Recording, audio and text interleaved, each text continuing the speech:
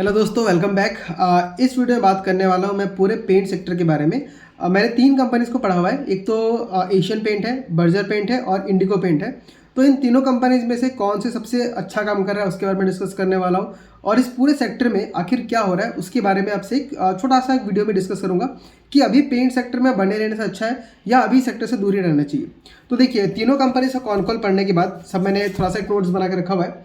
मुझे मोटा मोटा ये समझ में आया कि कंपनीज का जो वॉल्यूम ग्रोथ है वो तो उनको देखने के लिए मिल रहा है, मतलब पेंट तो बिक रहा है, बट उनको रेवेन्यू में बहुत ज़्यादा पैसा नहीं मिल रहा है। मतलब मान के चलिए, अगर पहले आप एक डब्बा पेंट बेच रहे थे तो अब आप 5 डब्बा पेंट बेच रहे हो, बट आपका प्रॉफिट उतना ज़्यादा बढ़ नहीं पा रहा है, आपका अमाउंट नहीं बढ़ रहा है। मतलब इसमें क्या हो रहा है कि आपका पेंट का वॉल्यूम बढ़ रहा है बट उसका प्राइसिंग आप बढ़ा नहीं पा रहे हैं। और प्राइसिंग ना बढ़ने का बहुत सारा रीज़न है। सबसे बड़ा जो रीज़न है वो तो हमारे सामने है, बिरला ऑपस का पेंट, और JSW पेंट पे भी इस सेक्टर में एंट्री कर चुका है।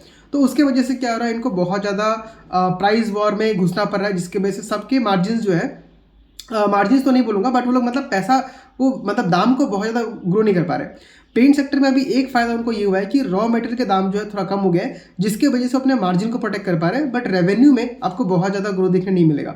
अगर मैं एशियन पेंट को देखूँ तो उसका रेवेन्यू ग्रोथ बहुत ही नेग्लिजिबल था, मतलब 3-4% के आसपास था। बर्जर पेंट भी लगभग वैसा ही है, और आपका इंडिगो पेंट से कैसा है जो आपका लगभग रेवेन्यू उसने लगभग 5% से ग्रो किया है, और नेट प्रॉफिट को भी लगभग 16% से ग्रो किया है। बाकी दोनों कंपनीज ने, एशियन पेंट हो चाहे आपका ये बर्जर पेंट हो, बर्जर पेंट का तो प्रॉफिट मेरे ख्याल से 2.5% से डिक्रीज कर गया है, और आपका जो रेवेन्यू ग्रोथ है उसमें बहुत ही मिनिमम सा था, मेरे ख्याल से 0.3-0.4% है। और एशियन पेंट का ही मेरे ख्याल से ऐसा ही कुछ है, मतलब प्रॉफिट में बहुत ज़्यादा ग्रोथ देखने नहीं मिला है, बट रेवेन्यू में उनको थोड़ा बहुत, बहुत ज़्यादा भी नहीं, थोड़ा बहुत ग्रोथ देखने के लिए मिला है। तो मेन जो पूरा पेंट सेक्टर 3 प्रॉब्लम से गुजर रहा है। पहला तो आपका ये जो कंपटीशन आ गया है बिरला ओपस का और JSW पेंट का, इसके वजह से क्या हो रहा है, उनको पेंट का दाम कम करना पड़ रहा है, या अपने डीलर्स को जो इंसेंटिव देना पड़ता है वो उनको बढ़ाना पड़ रहा है। मतलब मान लीजिए, अगर मेरा एक डीलरशिप का दुकान है मेरे पास, तो मैं अपनी दुकान में एशियन पेंट का पेंट रख सकता हूँ, और बर्जर पेंट रख सकता हूँ, इंडिगो पेंट सकता हूँ, बिरला ओपस का रख सकता हूँ। तो मैं किसको फेवर करूँगा? जो लोग मुझे ज़्यादा इंसेंटिव देंगे। तो क्योंकि बिरला ओपस नया नया कंपनी आया हुआ है, तो वो अपने डीलर्स को बहुत ज़्यादा इंसेंटिव दे रहा है, बहुत फैसिलिटीज़ दे रहा है, जिसके वजह से बाकी कंपनीज को भी इस प्राइस वॉर में आना पड़ रहा है, वरना उनका मार्केट शेयर निकल जाएगा। क्योंकि अगर दुकानदार पेंट रखेगा ही नहीं तो पेंट का बिक्री अपने आप कम हो ही जाएगा। और अभी का जैसा मार्केट सिनेरियो है, लोगों के पास हाथ में पैसा बहुत ही कम है, तो नॉर्मल जो पेंट पहले करते थे उस रेट से मतलब पेंट जो है ग्रो नहीं कर पा रहा है। अगर आप देखेंगे भी तो इनका जो वॉल्यूम ग्रो दिखने मिल रहा है कि पेंट कितना ग्रो किया, देखिए इनका वॉल्यूम ग्रो तो कर रहा है बट वही बहुत ज़्यादा ग्रो नहीं किया। मैक्स टू मैक्स किसी में 8% 9% का ग्रोथ है, जबकि पहले ये डबल डिजिट ग्रो हुआ करता था। तो अभी भी कंपनीज क्या बोल रही कि हम लोग Q4 से हम लोग का डबल डिजिट में ग्रोथ देखने के लिए मिलेगा, बट वो भी हाई डबल डिजिट नहीं मिलेगा, अर्ली डबल डिजिट, मतलब 10 से 11% या 12% मान लीजिए। तो पूरे पेंट सेक्टर में देखूँ तो मुझे अभी बहुत कुछ इंटरेस्ट नहीं आया, बट इन तीनों में से अगर देखूँ तो मुझे लग रहा है सबसे बेस्ट इसमें जो कंपनी है वो इंडिगो पेंट है। ध्यान रखिए दोस्तों, इनमें से बेस्ट इंडिगो पेंट्स है। इसका मतलब ये नहीं कि आपको इन्वेस्ट कर देना है। मैं तो अभी इन तीनों कंपनी से दूर रहने वाला हूँ, क्योंकि जब पूरे सेक्टर में ही प्रॉब्लम हो तो उसमें किसी भी कंपनी में घुस के फायदा नहीं है, उल्टा आप अपने रिस्क को बढ़ा रहे हैं। क्योंकि अगर पूरा सेक्टर प्रॉब्लम में है तो कंपनी को बहुत ज़्यादा मेहनत करना पड़ता है उसको अच्छा नंबर दिखाने के लिए। लेकिन आप इस पर नज़र बना के रखिए, क्योंकि जब आपका सेक्टर में रिवर्सल आएगा, सब कुछ अच्छा हो जाएगा, तो जो कंपनीज अभी बहुत स्ट्रॉन्ग मतलब अपने आप को मतलब बचा के रख पा रही हैं, वो बहुत फास्ट ग्रो करेगी। तो देखिए, बर्जर पेंट्स का यहाँ पे आपका वॉल्यूम ग्रोथ हमको देखने मिला 8.5%, और वैल्यू ग्रोथ देखने मिला 0.4%। लेकिन इनका जो ग्रॉस मार्जिन है वो काफ़ी अच्छा है, 41.2% इन्होंने मैनेज किया है। जिसका रीज़न दो है, एक तो आपका जो रॉ मटेरियल के प्राइसेस है वो काफ़ी घट चुके हैं, और बाकी इनका क्या है, इन्होंने मतलब कि जो क्या कहते हैं, जो इनका जो मतलब नेट प्रॉफिट है वो आपका डिक्रीज देखने के लिए मिला है। वो इसलिए क्योंकि देखिए अभी का कंपटीशन बहुत हार्ड हो गया है, तो बाकी सब कंपनीज क्या कर रही है, अपना एडवर्टाइजमेंट के ऊपर बहुत खर्चा कर रही है, ताकि उनका एटलीस्ट आदमी की नज़र में ब्रांड का इमेज बना रहे कि नेक्स्ट टाइम जब भी मैं पेंट खरीदूंगा तो मुझे एटलीस्ट बर्जर पेंट का ब्रांड बनना चाहिए। तो यहाँ पे कंपनी फोकस कर रही है कि ठीक है, हमारा सेल्स भले नहीं बढ़ पा रहा है, बट ब्रांडिंग को बना के रखते हैं। बट वहीं पे अगर आप देखेंगे इंडिगो पेंट्स का, तो इंडिगो पेंट्स कुछ अलग तरीके से काम कर रही है। वो क्या बोल रही है कि हम लोग, देखिए इंडिगो पेंट्स का जो प्रॉफिट है 16% से ग्रो किया है, उसका रीज़न ये है कि हमने अपना खर्चा कम किया है। हम ब्रांडिंग में, एडवर्टाइजिंग में बहुत ज़्यादा खर्चा नहीं कर रहे हैं, हम पैसे को बचा रहे हैं, लेकिन हम अलग तरीके से अपना ब्रांडिंग कर रहे हैं, अलग तरीके से प्रमोशन कर रहे हैं। कैसे? जो इन्फ्लुएंसर्स होते हैं उनके साथ मीट करके, उनके साथ टाइप करके ये लोग अपने मतलब प्रमोशन कर रहे हैं। तो ये लोग जनरल तरीके से नहीं जा रहे हैं, नए तरीके का एडवर्टाइजमेंट इंडिगो पेंट्स यूज़ कर रही है। फिर इनका एक सब्सिडरी है एप्पल के भी बोल के, जो कंस्ट्रक्शन बिल्डिंग होता है उनमें जो केमिकल्स लगता है उस चीज़ के केमिकल्स को बनाती है। तो वहाँ पे ग्रोथ बहुत अच्छा खासा देखने मिल रहा है। 31% से कंपनी ग्रो कर रही है और इस कंपनी का जो ग्रॉस मार्जिन है इंडिगो पेंट्स का वो 47% है और उसका रीज़न वही है कि खर्चा कम कर रही है।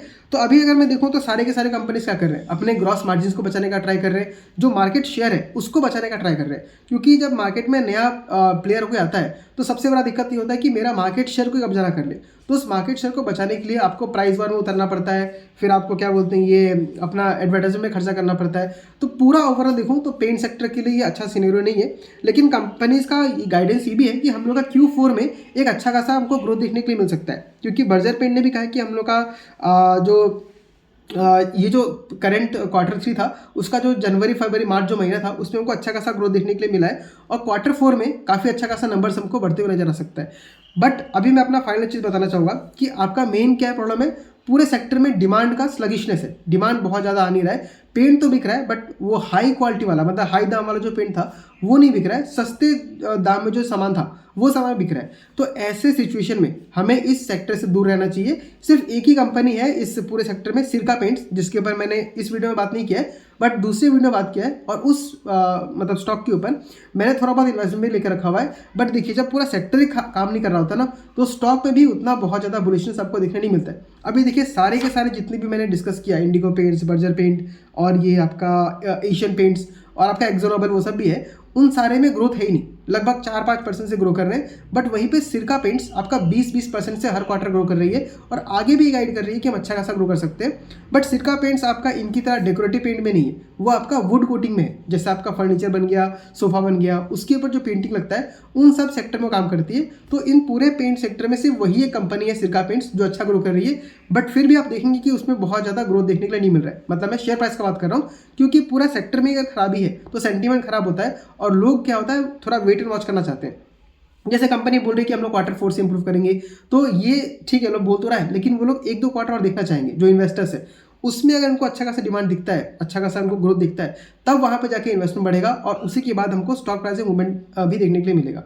तो अगर आपको स्टॉक प्राइस में मतलब अगर आपको पेंट सेक्टर में किसी कंपनी को देखना ही है तो मेरे ख्याल से इंडिगो पेंट्स को देखिए। ये थोड़ा हट के काम कर रहे हैं, इनका मतलब ग्रॉस मार्जिन भी हाईएस्ट है, 47% है और ये ग्रोथ भी काफ़ी अच्छा खासा दिखा पा रहे हैं। जैसे बाकी कंपनीज का मैंने बोला, एशियन पेंट, बर्जर पेंट, लोग 2-3% से ग्रो कर रहे हैं। बट वहीं पे इंडिगो पेंट्स ने रेवेन्यू को 4% से ग्रो किया है और प्रॉफिट को 16% से ग्रो किया है। बहुत अच्छे नंबर्स है।